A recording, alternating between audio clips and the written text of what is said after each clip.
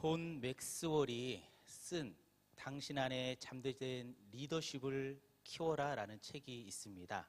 그 책에 한 등대지기가 소개되고 있습니다. 암벽 해안에서 일하는 이 등대지기는요, 한 달에 한 번씩 기름을 받아서 등대불을 켰습니다. 등대가 마을에서 멀지 않다 보니까 손님들이 이렇게 자주 찾아오는 거예요. 하루는 어떤 여자가 와가지고 우리 집에 난방이 필요한데 기름이 없습니다. 기름 좀 빌려주십시오. 이렇게 들어보니까 정말 필요할 것 같아요. 그래서 기름을 조금 나누어 주었습니다. 또 하루는요, 어떤 남자가 와서 우리 집에 등장 불이 없어가지고 그러는데 등장불에 쓸 기름 좀 나누어 주십시오. 이렇게 청하는 거예요. 모두 그럴듯한 요구인지라 이 등대지기는요, 달라는 대로 기름을 나누어 주었습니다. 그렇게 조금씩 나누어 주다 보니까 기름이 동인하게 되었습니다. 그래서 등대의 불을 켜지 못하는 그런 상황에 이르게 되었습니다. 그 바람에 여러 척의 배가 암초에 부딪히고 침몰하거나 크게 좌초되는 상황이 벌어지고 말았습니다.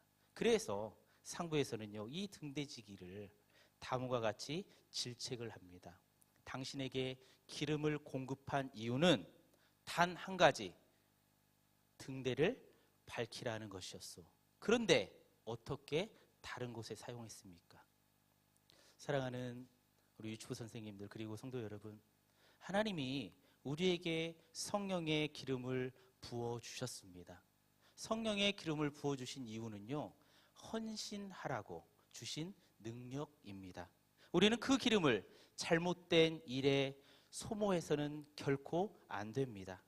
등대의 기름은 배들이 항구에 안전하게 도착하는데 쓰이도록 주어진 것입니다. 마찬가지로 우리에게 성령의 기름을 부으심의 분명한 목적은 헌신이라는 목적에 있습니다. 그렇습니다. 성령님은 우리로 하여금 좀 더 거룩한 일에 헌신케 하시는 분입니다.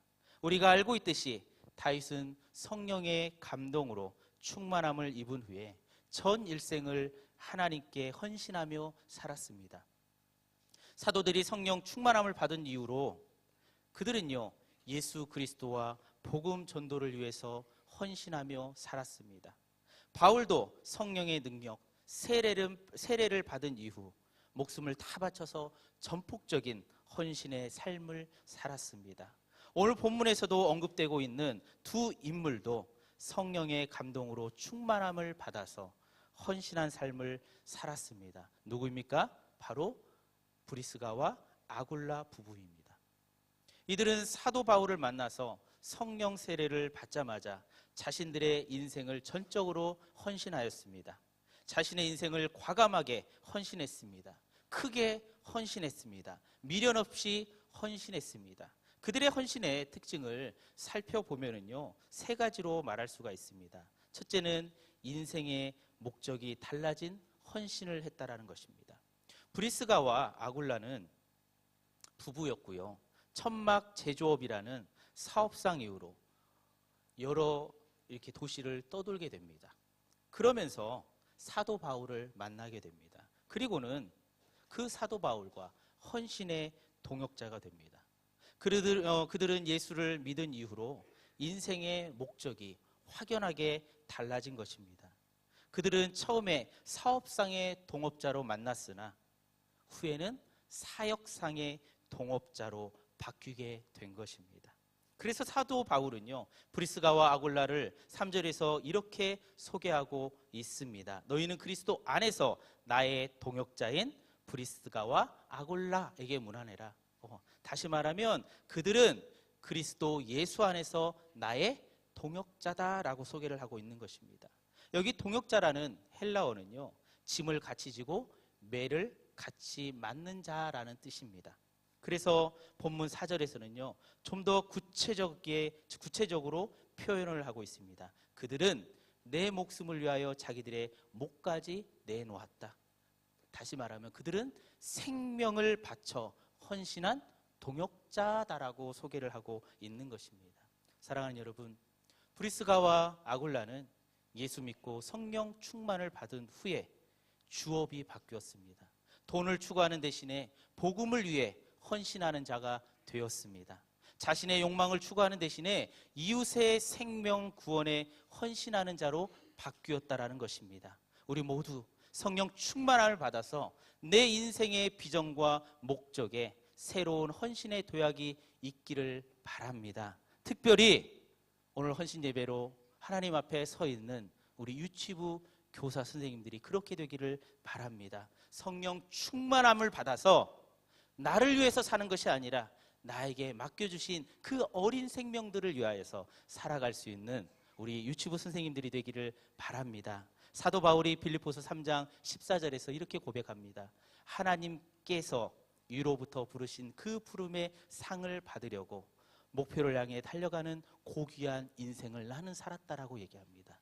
여러분이, 우리 사랑하는 선생님들이 그렇게 살아가기를 바랍니다. 오직 성령의 충만함을 받아서 내 인생과 비전과 목적에 새로운 헌신의 도약이 있기를 바랍니다. 둘째로 이 부부가 함께 헌신을 하게 되었다라는 것입니다. 브리스가와 아굴라 부부는요, 신약 성경에서 6번 소개를 하고 있습니다. 바울 서신에서 보면은 로마서, 고린도전서, 디모데후서 이렇게 3번 소개가 되고 있고요. 누가가 쓴 사도행전에서 3번 소개가 됩니다. 18장 2절과 18절, 26절. 그런데 6번 모두 다 부부의 이름이 동시에 부각이 되고 있습니다. 물론 6번 중에 4번은요, 아내의 이름이 먼저 소개되는 이색적인 모습을 보입니다. 아마도 브리스가가 헌신의 주도자였던 것 같습니다. 여하튼 부부 중 누군가가 헌신의 주도자가 되어 있다라는 것은 굉장히 중요하다라는 거예요.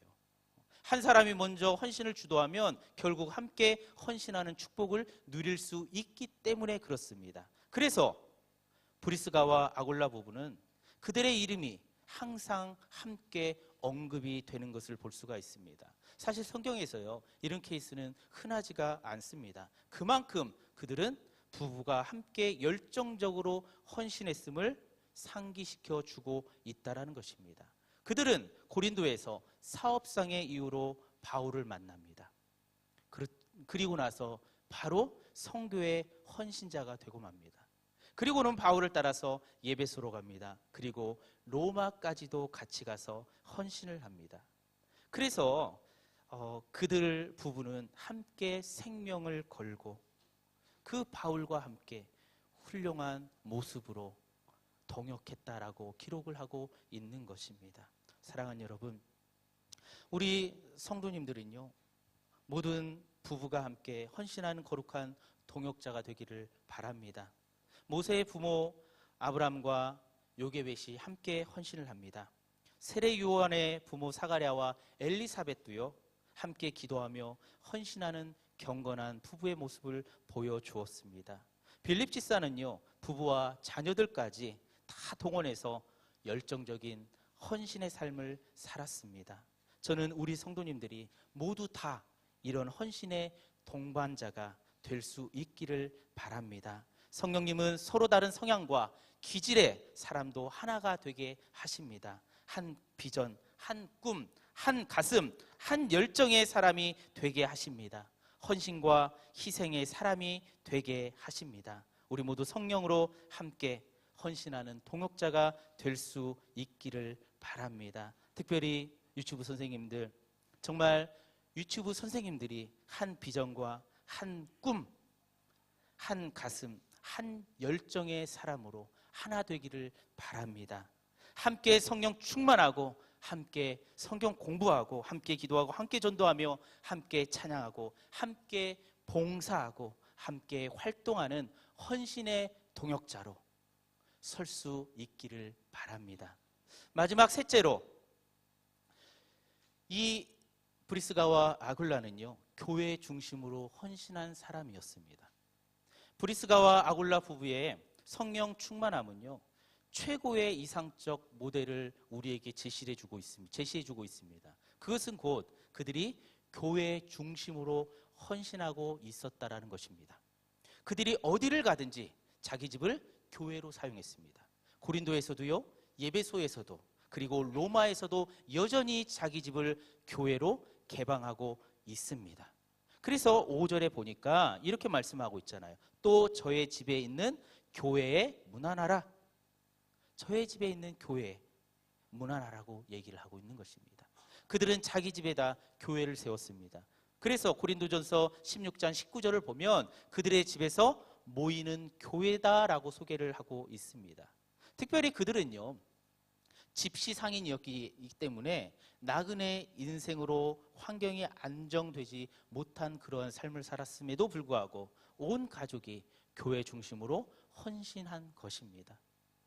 그래서 고린도 교회를 세우고 로마 교회를 세우고 예배소 교회를 돕게 되는 것입니다. 여러분, 성령 충만한 사람은요, 철저히 교회 중심으로 헌신을 합니다. 성령 충만한 사람은요, 성전 중심으로 살 수밖에 없습니다. 성령님은 교회를 부흥시키시는 분이십니다. 교회를 성장시키시고 활력을 주시는 분이십니다. 교회 성장에 불을 붙여주시는 분이십니다. 성령님은 교회의 전도에 불을 붙여주시고 기도에 불을 붙여주시고 봉사에 불을 붙여주시는 것입니다.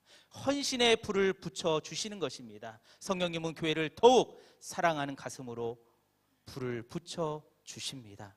그러므로 우리가 성령 충만할수록 교회가 힘차게 성장을 하게 되는 것입니다. 이제 우리는 더욱더 교회 활동에 적극적으로 참여하면서 헌신할 수 있기를 바랍니다. 특별히 우리 선생님들 정말 교회 중심으로 성령에 충만한 사람들이 되기를 바랍니다.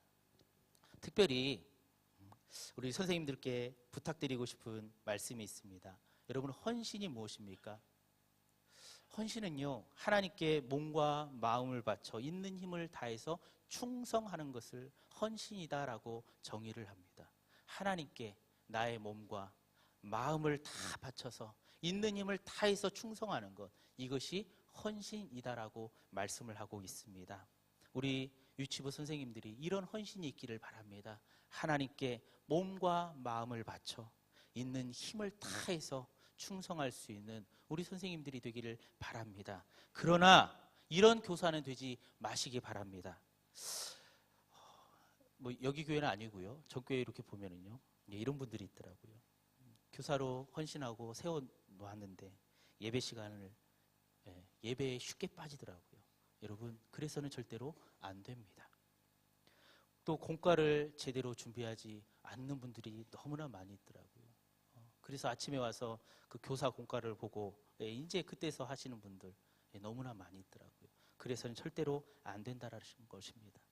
또 예배 시간을 정말 철저하게 지켜야 됩니다. 예배 시간을 지각해서는 안 된다라는 거죠. 그리고 교사 기도회를 모이자고 하면은요, 그 기도회 시간에 열정이 없습니다. 모이지를 않아요. 그리고 특별한 이유 없이 결성을 하고요, 교사회의 하자고 하면은 쉽게 빠지고요, 학생을 신방하거나 전화해야 되는데 그렇지 않습니다. 학생을 개별적으로 만나서 그의 삶을 나누고 그의 신앙을 성장시켜줘야 되는데 그러지 못하는 교사가 너무나 많이 있다는 겁니다. 교사 세미나나 교사를 위한 집회에 절대로 참석하지 않는 교사가 너무나 많이 있습니다. 또 담당 지도자의 지도에 전적으로 따르지 않는 교사도 많이 있다는 거예요. 여러분은 그렇게 되지 않기를 원합니다. 정말 예배 목숨보다도 생명보다도 귀하게 여기는 선생님들이 되기를 바랍니다. 정말 여러분에게 맡겨주신 그 사명을 헌신을 다해서 감당할 수 있는 우리 사랑하는 유치부 선생님들이 되기를 바랍니다. 그렇게 했을 때에 하나님 앞에 섰을 때 진정으로 헌신했다라고 우리가 말씀드릴 수 있는 것입니다. 지금으로부터 100년 전 복음 전도자 C.T. 스튜디라는 분이 이런 가슴 뭉클한 도전을 줍니다. 만일 예수 그리스도가 하나님이시며 나를 위해 죽었다면 나에게 있어서 그를 위한 어떤 희생도 과도한 것은 아닐 것이다. 사도 바울은 이렇게 살았습니다. 그는 교회를 위하여 자신의 인생을 아낌없이 바치며 살았습니다. 그러면서 그는 이런 가슴 벅찬 확신을 선포해 줍니다. 여러분이 아시는 대로 여러분의 수고가 주 안에서 결코 헛되지 않습니다. 그렇습니다. 헌신은 허비가 아닙니다. 헌신은 상급입니다. 축복이 있습니다. 그 안에는 승리가 있습니다. 영광이 있습니다. 열매가 있습니다. 기쁨이 있습니다. 행복이 있습니다. 그러므로 우리 모두 성령으로 헌신하는 하나님의 동역자가 될 수 있기를 바랍니다. 기도하겠습니다.